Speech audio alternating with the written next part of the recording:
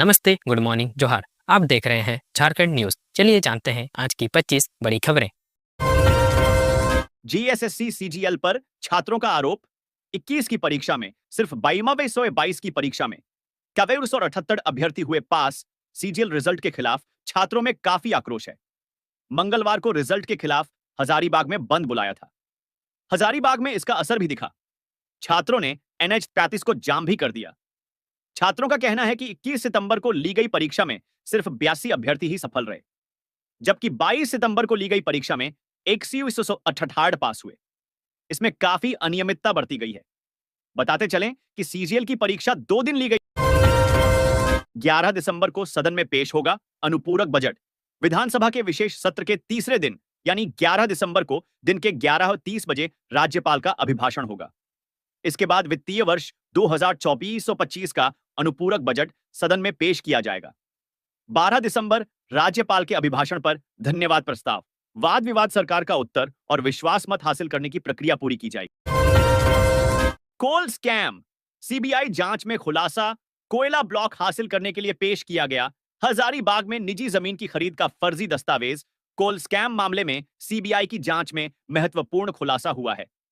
CBI की जांच में पता चला है कि अभिजीत इंफ्रास्ट्रक्चर प्राइवेट लिमिटेड ने कोयला ब्लॉक हासिल करने के लिए अधिकारियों के साथ मिलकर हजारीबाग में निजी जमीन की खरीद का फर्जी दस्तावेज पेश किया गया था।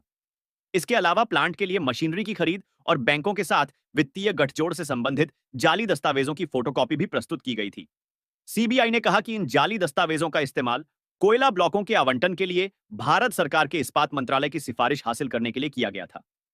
इस सिफारिश के आधार पर कोयला मंत्रालय ने 25 जून 2005 को अभिजीत इंफ्रास्ट्रक्चर प्राइवेट लिमिटेड, अब अभिजीत इंफ्रास्ट्रक्चर लिमिटेड को बृंदा, सिसई और मेराल कोयला ब्लॉक आवंटित किए थे। अमित भगत की कप्तानी में झारखंड ने जीता all India civil services football tournament का पहला मैच। झारखंड प्रशासनिक सेवा पदाधिकारियों की फुटबॉल टीम ने शानदार प्रदर्शन करते हुए पुडुचेरी को 3-1 से हराकर all India civil services football tournament का पहला मुकाबला जीत लिया है। इस जीत के साथ ही झारखंड की टीम ने टूर्नामेंट में लीड ले ली है। टीम की कप्तानी देवघर जिला में सीओ के पद पर तैनात राज्य प्रशासनिक सेवा के पदाधिकारी अमित भगत कर रहे हैं। इस जीत से टीम का मनोबल काफी बढ़ा हुआ है। इस फुटबॉल टूर्नामेंट में देश भर से टीमें हिस्सा ले रही हैं। झारखंड की ओर से सचिन तिग्गा और उत्तम लकड़ा ने गोल दागे। बैद्यनाथ मंदिर के गर्भगृह में छेड़छाड़ मामला, मुख्य प्रबंधक और कर्मी पर कार्रवाई। देवघर स्थित बाबा बैद्यनाथ मंदिर के गर्भगृह में छेड़छाड़ और मरम्मती कार्यों से जुड़े मामले में मुख्य प्रबंधक और कर्मी पर कार्रवाई की गई है।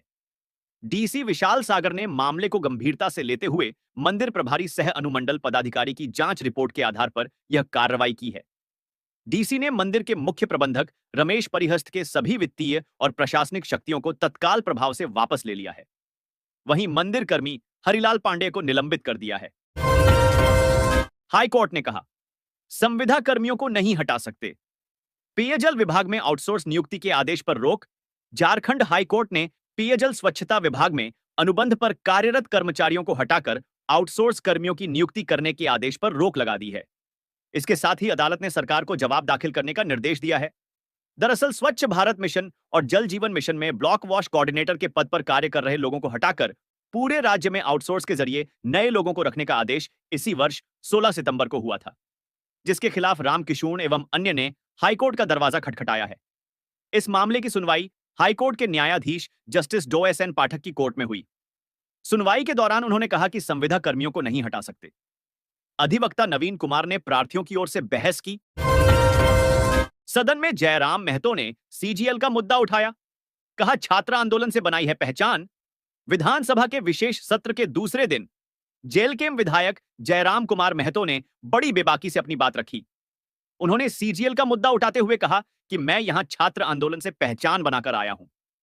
स्पीकर से आग्रह किया कि जिस दृष्टि से सत्ता पक्ष और विपक्ष को देखें, उसी दृष्टि से मुझे भी अपनी बात रखने का अवसर दिया। अपनी बात रखते हुए जयराम ने कहा कि राज्य के लाखों अभ्यर्थी सड़क पर हैं। सीएम से आग्रह किया कि वे उन अभ्यर्थियों से मिलें, वो आपके ही बच्चे हैं, उनसे मिलकर समस्या का समाधान करें। जयराम महतो ने कैमरून में फंसे 45 मजदूरों की सकुशल वापसी की भी मांग की। झारखंड में कल से कड़ाके की ठंड, इन लोगों को सावधान रहने की जरूरत। झारखंड में बुधवार से ठंड बढ़ जाएगी। न्यूनतम तापमान में 3 से 5 डिग्री की गिरावट हो सकती है। हालांकि मौसम साफ रहेगा। बंगाल की खाड़ी से आए पश्चिमी विक्षोभ ने झारखंड के कई जिलों में जनजीवन को प्रभावित किया। बारिश की वजह से कनकनी बढ़ गई। मौसम विभाग के मुताबिक बुधवार से आसमान साफ हो जाएगा, लेकिन ठंड बढ़ेगी। वहीं डॉक्टरों ने कहा है कि गंभीर बीमारी वाले मरीजों को सावधान रहने की जरूरत है। काउंसिल ने जिला एसोसिएशन से मांगे 50 रुपए प्रति वकालतनामा। जेएसबीसी सदस्य मनोज सिंह ने किया विरोध। झारखंड स्टेट बार काउंसिल जेएसबीसी द्वारा जिला बार एसोसिएशन को प्रति वकालतनामा में 50 रुपए काउंसिल के लिए इकट्ठा करने के आदेश को लेकर किचकिच शुरू हो गई है। स्टेट बार काउंसिल के सदस्य मनोज सिन्हा ने काउंसिल की ओर से वकालतनामा में 50 रुपए का इजाफा करने के आदेश पर अपना विरोध जाहिर करते हुए जेएसबीसी को पत्र लिखा है। काउंसिल अध्यक्ष को लिखे गए अपने पत्र में उन्होंने कहा है कि जिला बार एसोसिएशन से प्रत्येक वकालतनामा में काउंसिल के लिए 50 रुपए इकट्ठा करने का आदेश नियम संगत नहीं है।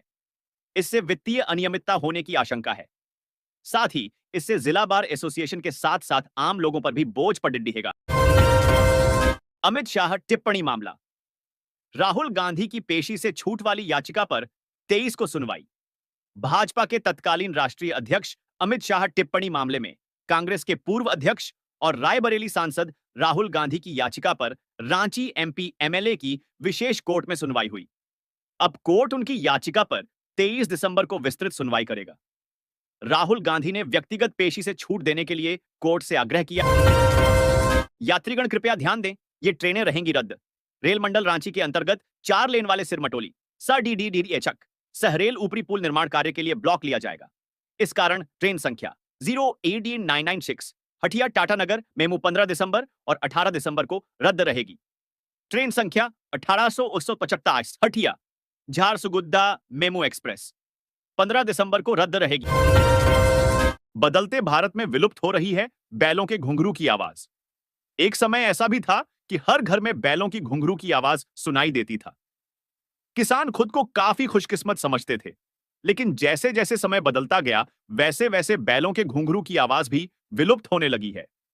गिने चुने लोगों के यहां ही अब बैलों की जोड़ी दिखाई देती है। बता दें कि बैलों के गले में जब घुंघरू जीवन का राग सुनाते हैं, जैसे गीत को गुनगुनाते ही खेती किसानी की याद तरोताजा हो जाती है। जी हां, इन दिनों धान की कटाई, मिसाई के साथ गेहूं की बोवाई का कार्य बड़े स्तर पर चल रहा तो है। ये थी आज की 25 बड़ी खबरें। अगर आपको झारखंड की छोटे बड़े खबरों का अपडेट चाहिए तो हमारे चैनल को सब्सक्राइब करें।